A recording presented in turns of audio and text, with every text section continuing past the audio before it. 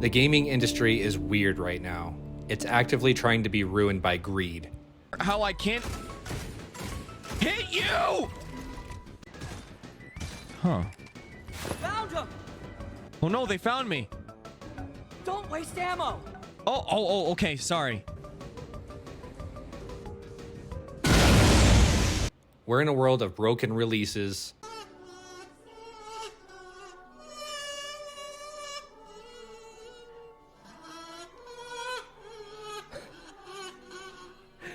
I love how he says, I can do this forever. microtransactions, and nickel and diming everywhere.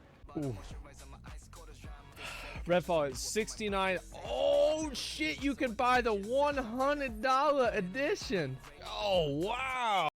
I remember when games had to launch finished and polished before the PlayStation 3 and Xbox 360 era. And even then, post-launch updates started out as a way to make games better, not to fix a broken fucking game. It's all been abused heavily, and it's all been heavily covered. That's not what I seek to do here. What I want to talk about is a shred of faith in the industry.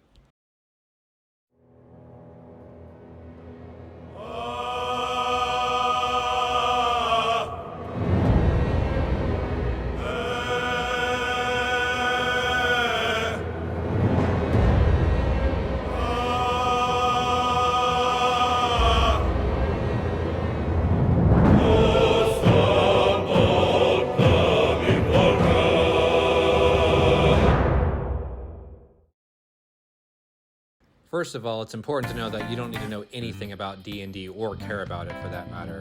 I'm not into D&D. Larian translated this very well, and you won't even see rolls happening in the background. You just gotta roll with it and you'll start to understand more with time. I'm actually pretty stupid and a casual these days, and I eventually figured it out. Let's just talk about the vast scope of this game. Each act just feels like it could just be its own game. And Larian could have just very easily divided this game into mini expansions or just bullshit DLC to be greedy like everybody else. But again, we got just more than a complete game. People are just calling this an anomaly, rather than a new standard, but I remember a time when games had to have polish and love. There was a time when I was excited about the new Todd Howard promises as well. Recap. It's been a long-running gag with Bethesda fans that Todd Howard has a bit of a habit of, shall we say, embellishing when he talks about his games. Why did you not optimize this game for PC? We did. It's running great. It is a next-gen PC game. Upgrade your PC. These NPCs are not scripted.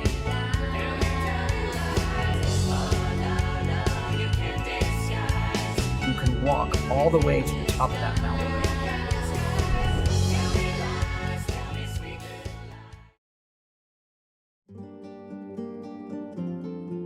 With times changing, Baldur's Gate is just more than a breath of fresh air to me. I just really want this to be the new standard, even though I know this is kind of a selfish take.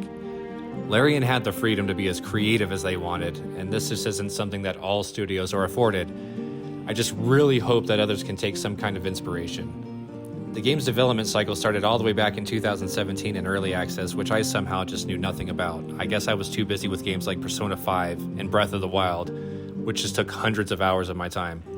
It also draws from the tech and just institutional knowledge of two previous games that are pretty similar, Divinity Original Sin and Original Sin 2. This unique combination of vast experience and resources sets a high standard that not all games in the genre can meet.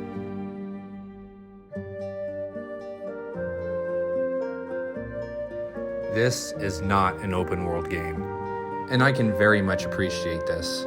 I'm getting exhausted with these huge games that have nothing inside of them, like Starfield. The problem with Starfield is it's the exact example of the fact that a lot of pointlessness does not mean the game is bigger and better.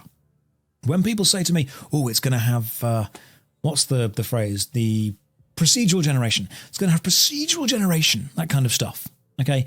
Procedural generation is good at making a lot of stuff, but it's not good at making bespoke, curated, specific, well-written, well-designed stuff. That's the way. If you were to go out to eat some food, would you rather have a really nice hand-cooked specific meal in which every single thing tasted incredible, but there was a decent amount but not too much? Or would you rather go out for literally endless amounts of flavourless slop? Now, some people might enjoy the extremity of the flavourless slop, but most people will want a smaller amount of quality. And this is what people aren't quite getting in the gaming world. But it's studios like Bethesda that were still in this 2011 race to make the biggest game possible, even if it means the game suffers overall. I'm just not impressed by that anymore. I prefer quality over quantity, and the open world burnout is getting very real. Baldur's Gate 3 is an open world, but it's still huge and more content filled than any other open world game I've played in the last 5 years.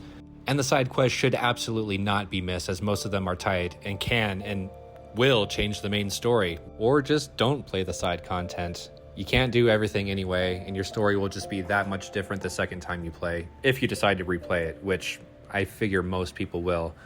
We'll be talking about the replayability later. But this game is just so vast and filled with quests and characters and enemies that you'll just have so much to do. Again, it's not open world, but you can explore pretty freely in interacting with most of the environment and, making choices that actually affect the story.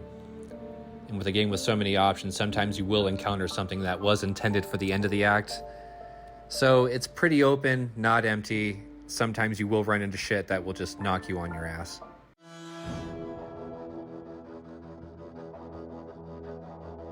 I have to admit, I didn't take this game as seriously as I should have in the beginning. The decision-making is so important. This is one of the many reasons why games like Starfield felt bland and just didn't take any chances. Oh my god, it's these guys. I'm going to groan on behalf of scientists everywhere. Then you're going to hand over the artifact. Oh my heckin' Reddit science gods! By the science god! My husband Lee and I have spent years sourcing the most... Yay.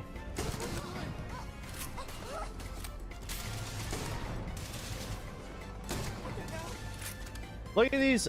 What are you doing? I'm killing people, idiot. Run.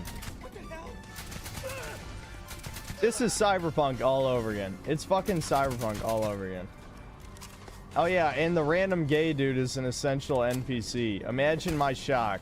The game features a complex dialogue system where players' choices can have a far-reaching consequence. I mean, you can absolutely kill everyone and possibly screw yourself pretty easily at times.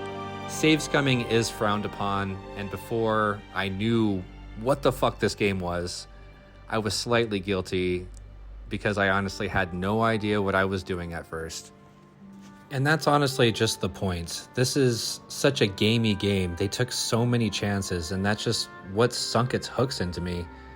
I just hadn't experienced such a gamer's game in a long time. I just forgot what it was like for studios to take a chance and be creative.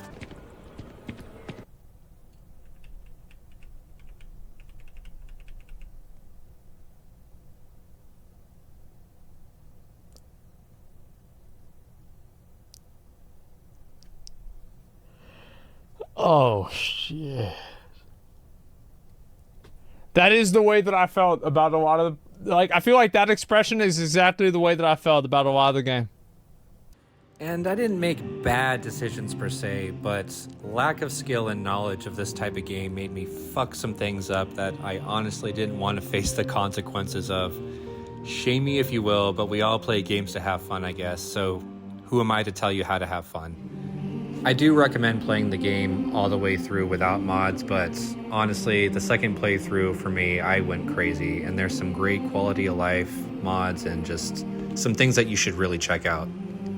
So, compared to other games like Starfield, Baldur's Gate 3 stands out due to its intricate mechanics and complex gameplay. While Starfield has been criticized for issues like performance woes, repetitive main story, stale combat, and frustrating design decisions. I knew I saw something. Bro, what's she looking at? What the fuck is she looking at, man? That's a... What the fuck, dude? That's weird. Like, what the hell?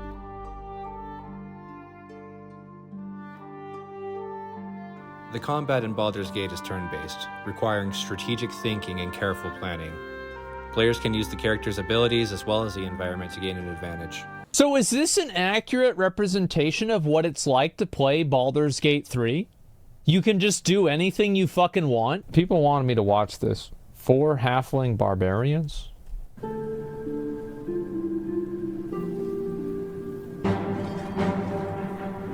Was about to walk into a pub?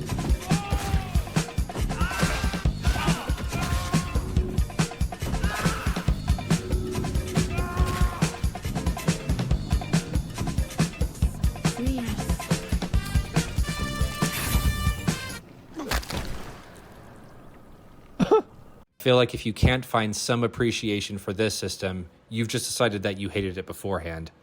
Give it a chance and don't be afraid to try new things. You're doing yourself a huge injustice for not trying this game simply because it is turn-based. It just simply couldn't work as a D&D tabletop sim in a video game otherwise.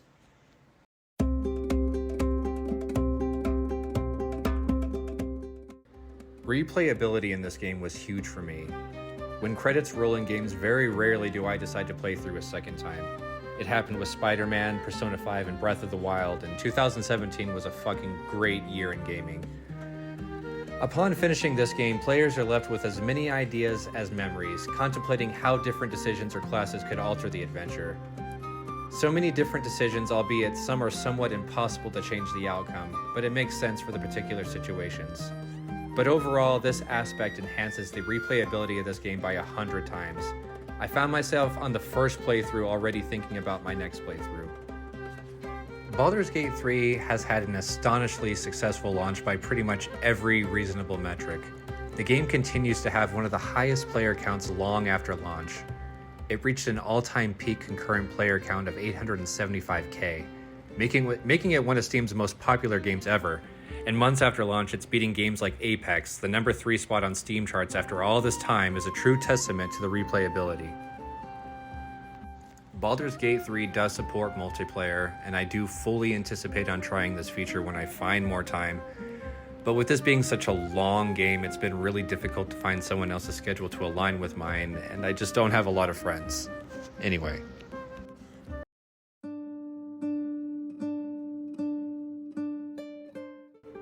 So I find the release on Xbox very interesting, and it may lead to a video of its own considering we found out that more than 75% of Xbox Series users have the S instead of the X. And that's a damn mouthful, by the way, Microsoft. This came as a surprise to me, believe it or not, but I had found myself asking the question of how many are actually in the wild, but not expecting the answer that we got. Again, off topic, but we have to leave this discussion for the future as well. But the context is needed, I feel. Baldur's Gate 3 faced issues with split-screen co-op on the Xbox Series S due to the memory constraints. Microsoft insists on gameplay feature parity across the X and the S, which means Larian couldn't release Baldur's Gate 3 on any Xbox Series console until it's optimized split-screen co-op on the S to meet the player's quality expectations. However, the long and short of it is that Larian has confirmed that BG3 will be on Xbox prior to the end of the year, with the Series X version of the game featuring having complete parity with the PC version, including all improvements and split-screen co-op. But the Xbox Series S will not feature split-screen co-op. It's the first game to break parity from the Series X, and this is another topic for another video, I feel. So sadly, if you're on an Xbox Series S, which sounds like most of you, split screen won't be available, but I do assure you this is not the end of the world. It would still be one of my favorite games without it. So, a bit of a disclaimer. I mean, while Baldur's Gate 3 is highly praised, it has faced some criticism. One such criticism pertains to the balance of its companions, some performance issues at launch near the end of the game, although not Starfield levels of performance issues.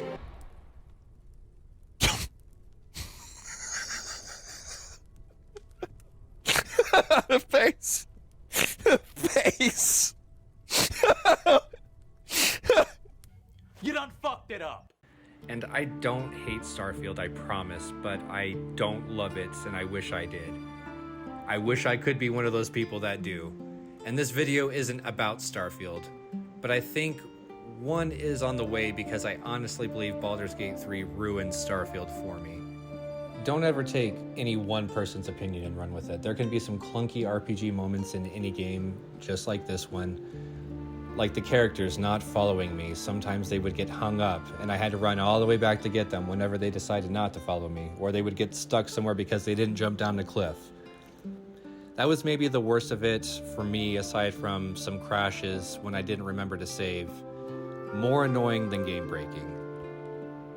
No game is perfect, but don't let anyone fool you that this game is on any level the same as any other broken or half-baked release this year or past years. What the f is going on, man? It has some slight optimization issues that have been mostly ironed out and don't suffer from core issues. Fuck you, Starfield. Times the detail and even view distant weather systems across the map. More importantly, you won't rely on the community to fix them. Okay, I'm done with the Starfield comparisons now, but fuck you, Todd. I read on the internet that our games have had a few bugs. All of this just works. I'm not kidding. I still don't fully understand every system in this game, and that's okay. No game will ever be perfect.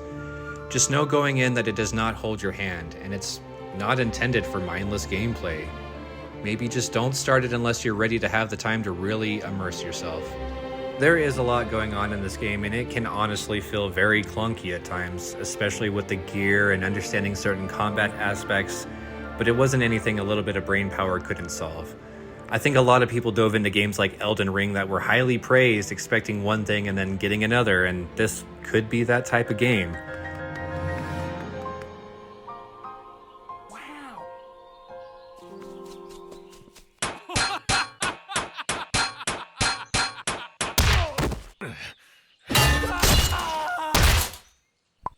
It's not the run-of-the-mill type of game, and it will require you to learn new things. The game is very complex and challenging, requiring a lot of knowledge and strategy to master.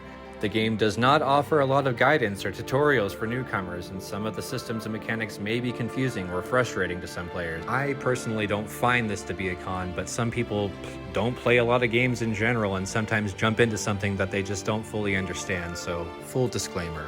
It's not for everybody, but I do still recommend this game to most people if you can just be a little bit open-minded to a new experience and want something different from the normal chasing icons and universal formula of RPGs.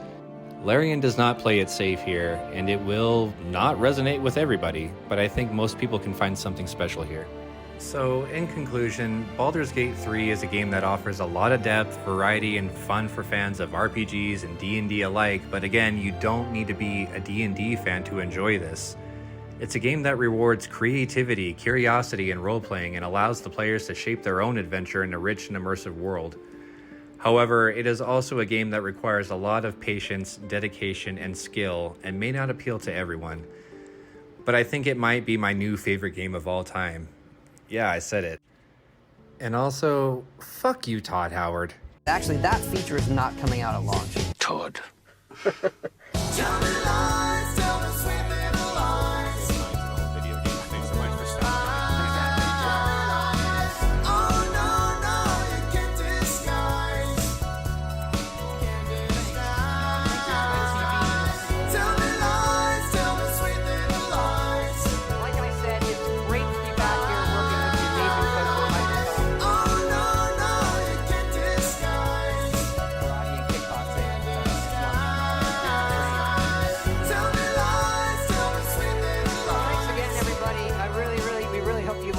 Thanks again.